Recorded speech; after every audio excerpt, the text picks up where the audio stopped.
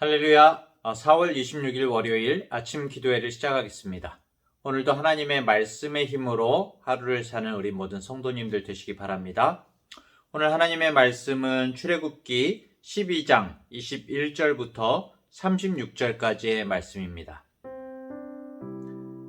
모세가 이스라엘 모든 장로를 불러서 그들에게 이르되 너희는 나가서 너희의 가족대로 어린 양을 택하여 유월절 양으로 잡고 우슬초 묶음을 가져다가 그릇에 담은 피에 적셔서 그 피를 문 인방과 좌우 설주에 뿌리고 아침까지 한 사람도 자기 집 문 밖에 나가지 말라. 여호와께서 애굽 사람들에게 재앙을 내리려고 지나가실 때에 문 인방과 좌우 문설주에 피를 보시면 여호와께서 그 문을 넘으시고 멸하는 자에게 너희 집에 들어가서 너희를 치지 못하게 하실 것임이니라.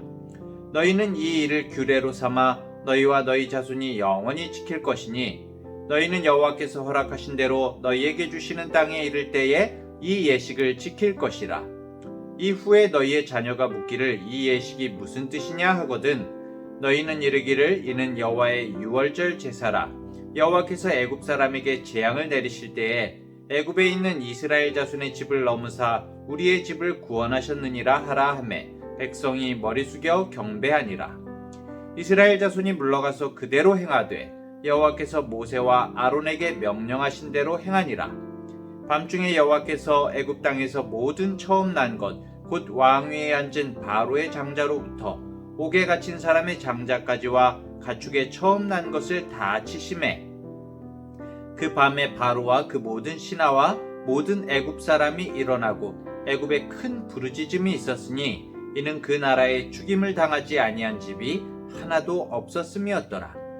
밤에 바로가 모세와 아론을 불러서 이르되 너희와 이스라엘 자손은 일어나 내 백성 가운데서 떠나 너희의 말대로 가서 여호와를 섬기며 너희가 말한 대로 너희 양과 너희 소도 몰아가고 나를 위하여 축복하라 하며 애굽 사람들은 말하기를 우리가 다 죽은 자가 되도다 하고 그 백성을 재촉하여 그 땅에서 속히 내보내려 하므로 그 백성이 발교되지 못한 반죽 담은 그릇을 옷에 싸서 어깨에 매니라. 이스라엘 자손이 모세의 말대로 하여 애굽 사람에게 은금 패물과 의복을 구하매 여호와께서 애굽 사람들에게 이스라엘 백성에게 은혜를 입히게 하사 그들이 구하는 대로 주게 하심으로 그들이 애굽 사람의 물품을 취하였더라. 아멘. 오늘 말씀에서 드디어 정해진 시간이 됐습니다. 10번째 재앙이 있을 것이니까 유월절을 지키라는 하나님의 명령이 떨어진 것이죠. 정말 중요한 생명이 달려있는 일이기 때문에 실수하면 안 되지 않습니까? 그래서 모세는 지금까지 이야기했지만 앞장에서도 유월절에 대한 내용들이 많이 나왔지만은 다시 이스라엘의 장로들을 소집을 하고 있습니다. 한 집안, 한 사람이라도 말씀의 내용을 모르고 실행하지 못할까봐 아주 구체적으로 장로들에게 유월절 규례를 하나하나 전달하고 있습니다. 21절부터 23절을 보면은 어떤 이야기를 하고 있습니까? 오늘 말씀은 양고기를 무교병과 급하게 먹는 그런 부분보다 양의 피를 바르는 부분에 집중되어 있죠. 첫 번째, 가족대로 유월절 양을 잡으라고 하시고요.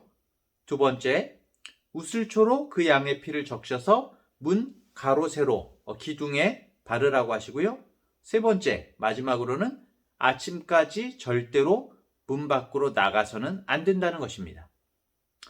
그래야 여호와 하나님께서 패스오버, 유월, 그냥 넘어가심으로 죽음의 재앙을 면할 수가 있다는 것이죠. 이 유월절 심판의 핵심이 뭘까요? 이 마지막 10번째 재앙만이 아니라 사실은 지금까지 모든 재앙의 전체적인 핵심이 뭘까요? 바로 하나님의 말씀을 듣고 순종하는가 안 하는가이죠. 성경이 우리에게 말씀하시는 단 한 가지는 바로 이것입니다. 순종하는가 순종하지 않는가. 생각해 보십시오. 내가 누군가의 이야기를 듣고 그대로 행한다는 것은 뭡니까? 그 누군가를 내가 믿고 신뢰한다는 것이죠. 6월절 말씀뿐만이 아니라 성경에서 말씀하시는 모든 하나님의 말씀에 순종하는 것은 무엇을 말하는 것입니까?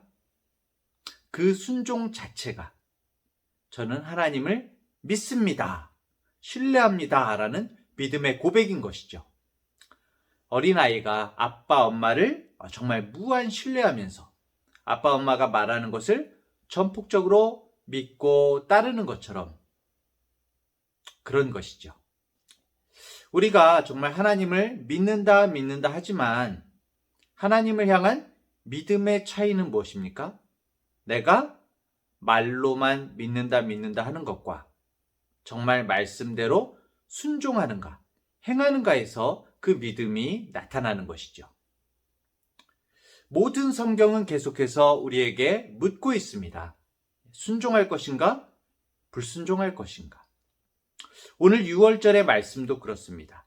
하나님께서는 모세에게 6월절이 되면 어떻게 해야 할지를 말씀하셨고, 모세는 오늘 본문처럼 하나님의 말씀을 이스라엘 백성들에게 가르쳤습니다. 우리들도 말씀을 듣고 알죠? 6월절 양을 잡아서 그 피를 문 기둥의 가로와 세로에 바르면, 가로와 세로, 누구는 이걸 십자가가 아니냐 그렇게 이제 연결을 시키더라고요. 어쨌든 문 기둥에 바르면은 하나님께서 이 피가 발라진 집은 그냥 넘어가시고, 피가 발라지지 않은 집은 모든 사람과 짐승의 첫째들을 죽이게 되는 것입니다. 이스라엘은 어떻게 할까요? 오늘 28절에 보면은 모세로부터 하나님의 말씀을 들은 이스라엘 자손은 물러가서 그대로 행하되, 여호와께서 모세와 아론에게 명령하신 대로 행했다라고 그렇게 기록하고 있습니다. 잘했지요. 잘했습니다. 명령대로 행한 결과 애굽 땅 전역에서 모든 처음 난 것이 죽임을 당했지만 이스라엘만은 10번째 재앙을 넘어갈 수가 있었습니다. 그런데 애굽은 어떻습니까? 29절에 보면 하나님의 재앙을 무시했던 바로로 인해서 결국 애굽의 모든 처음 난 것과 곧 왕위에 앉은 바로의 장자로부터 옥에 갇힌 사람의 장자까지와 가축의 처음 난 것이 모두 죽임을 당했다고 나옵니다.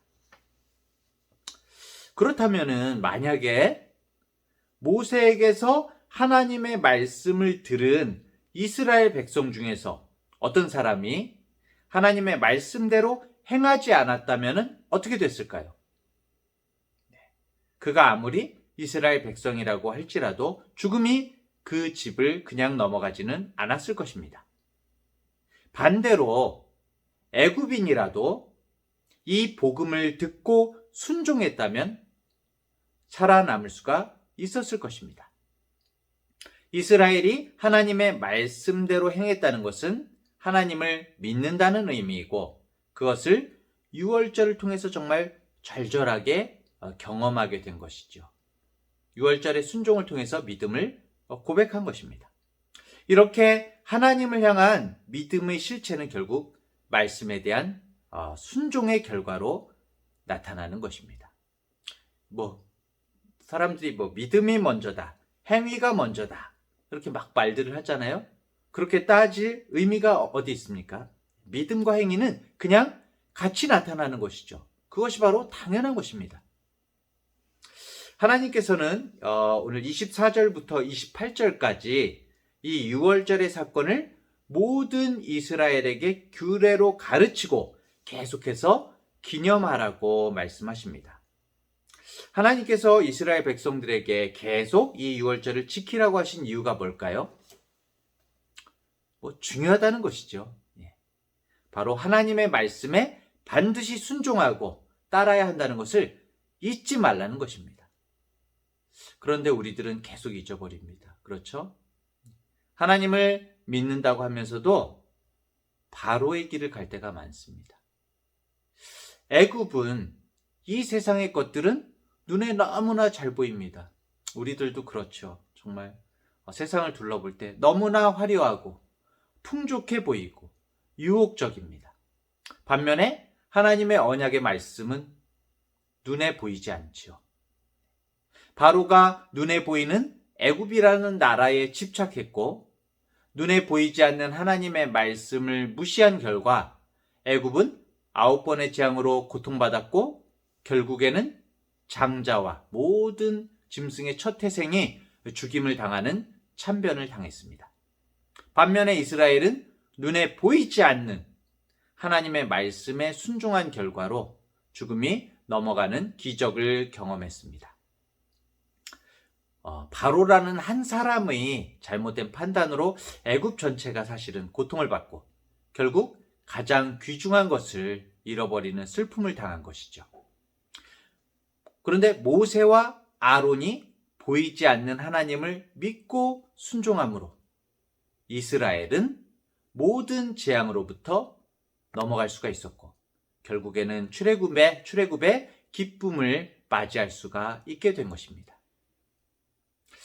하나님께서 우리를 구원하시고 우리로 하여금 각자의 자리에서 이렇게 살아갈 것을 명하신 것은 사실은 우리들에게 사명을 주신 것이죠. 그렇죠? 그럼 우리는 어떻게 살아가야 할까요? 내가 속해 있는 가정에서, 학교에서, 직장에서, 모든 공동체에서 내가 모세의 길을 갈 것인지 아니면 바로의 길을 갈 것인지 순종의 삶을 살 것인지 아니면 말로만 믿습니다 하는 삶을 살 것인지는 너무나 중요한 것입니다. 나라는 사람 한 명이 어떤 삶을 사느냐에 따라 내가 속한 공동체가 오늘 본문의 애굽이 되기도 하고 이스라엘이 될 수도 있는 것이죠. 그래서 우리는 유월절을 잊지 말고 살아야 하겠습니다. 기억해야 하겠습니다. 우리 성도님들도 오늘 성경에서 말씀하시는 유월절 그리고 내 삶에 하나님께서 경험하게 하신 역사하신 간증이 있지 않습니까? 내 삶의 유월절이 있죠. 나를 인도하신 그 삶의 유월절을 잊지 말고 기억하면서 정말 순간순간 믿음의 길, 말씀 순종의 삶을 사는 우리 모든 성도님들 되시기를 간절히 축원합니다. 더불어서 오늘 말씀 가운데 읽으면서 몇 가지 생각해 보게 되는 부분이 있습니다.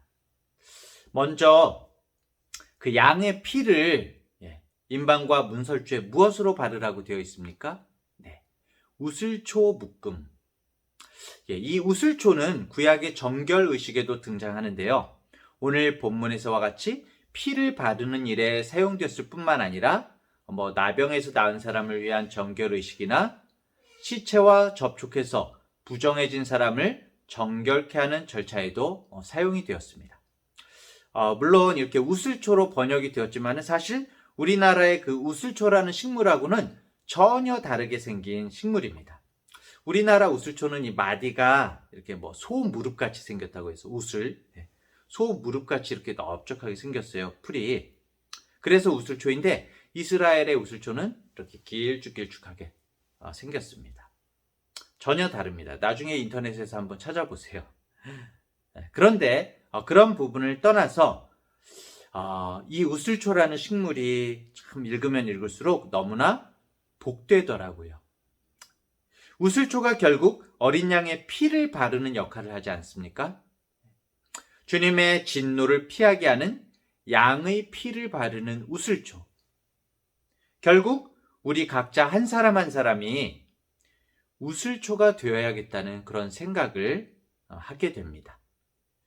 하나님께서 우리들을 주님의 도구 삼으셔서 아직 하나님을 모르는 우리 주위에 있는 사람들에게 어린 양의 피를 바르는 예수님을 전하는 우슬초를 삼으실 수 있겠구나 하는 그런 생각을 해보게 됩니다. 보잘것없는 이 풀 한 조각이 귀한 소임을 맡는 것처럼 우슬초처럼 정말 아무 볼품없는 우리를 하나님께서는 복음의 귀한 도구로 쓰실 수도 있는 것이죠. 그런 우슬초의 소망을 품고 사는 우리 성도님들 되시길 축원합니다. 두 번째로는 피를 바르고 나서 한 사람도 아침까지 집 문 밖으로 나가지 말라고 말씀하시죠? 어린 양의 피가 문설주에 발라져 있는 집. 어린 양의 피를 바른 이 시대의 집이 어디일까요? 바로 교회이죠. 예배당 건물을 말하는 것이 아니라 주님의 교회 이 자체를 말하는 것입니다. 양의 피가 뿌려진 구원의 집, 구원의 방주는 신약에 와서는 바로 우리 주님의 피값으로 사신 교회를 상징한다고 할 수 있습니다. 교회는 예수님의 피로 세워졌기 때문에 우리가 그 안에 있을 때에야 비로소 그 피로 말미암아 죄 사함을 받을 수가 있고 의롭다 하심을 입게 되는 것이죠. 나가면 어떻게 될까요? 죽지요. 예, 죽습니다. 그래서 우리는 이 믿음의 공동체 안에서 함께 해야 하는 것입니다. 이 시대가 주님의 교회를 많이 비난하죠. 비방하죠. 그럴지라도 우리의 교회가 세상의 눈으로 봤을 때는 너무나 약해 보이고 부족해 보일지라도 교회의 힘은 세상의 힘으로 교회의 힘을 하는 것이 아니죠. 세상의 힘과 같은 그런 무력의 힘, 재물의 힘으로 교회가 세상과 맞서고 버티는 것이 아니죠. 교회의 힘은 유월절 피를 보증하신 하나님의 말씀, 그 약속에 있는 것입니다. 예수 그리스도의 피를 발라놓은 이 교회로 함께 모이고 기도하면서 함께 나아가는 우리 성도님들 되시기를 간절히 축원합니다. 우리 교회를 위해서도 기도해 주시기 바랍니다. 자, 10번째 재앙이 시작되었습니다. 그리고 결국 애굽의 모든 첫째는 생명을 잃고 말았습니다. 여기서 중요한 것은 모두라는 것이죠. 모두. 이집트에서 가장 높은 바로의 첫째 아들부터 옥에 갇힌 이의 장자와 심지어는 가축의 처음 난 것까지 모두를 망라하는 것입니다. 이렇게 하나님의 심판 앞에는 예외란 있을 수가 없죠. 만약에 있다면은 십자가 위에서 우리의 죄를 사해 주시고 부활하신 유월절 어린 양 예수 그리스도를 믿는 믿음만이 있을 뿐입니다. 하나님께서는 양의 피를 발라두신 집을 보시고 하나님의 진노, 하나님의 심판을 거두셨습니다. 하나님께서 패스오버 하시는 이유는 오직 하나이죠. 양의 피를 보셨기 때문입니다. 다시 말해서 양이 죽었기 때문입니다. 하지만 양을 통해 드려지는 제사에는 한계가 있죠.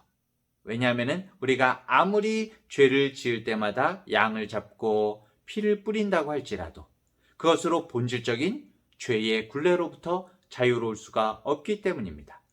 또 제사를 드리는 우리 제사장, 모든 제사장들 역시 완전하지 않은 죄인이라는 것이 또 문제이기도 하죠. 그렇기 때문에 하나님께서는 본질적인 죄의 굴레로부터 벗어날 수 있도록 친히 영원한 제사를 마련해 주셨는데 그것이 우리가 다 알고 있는 십자가인 것입니다.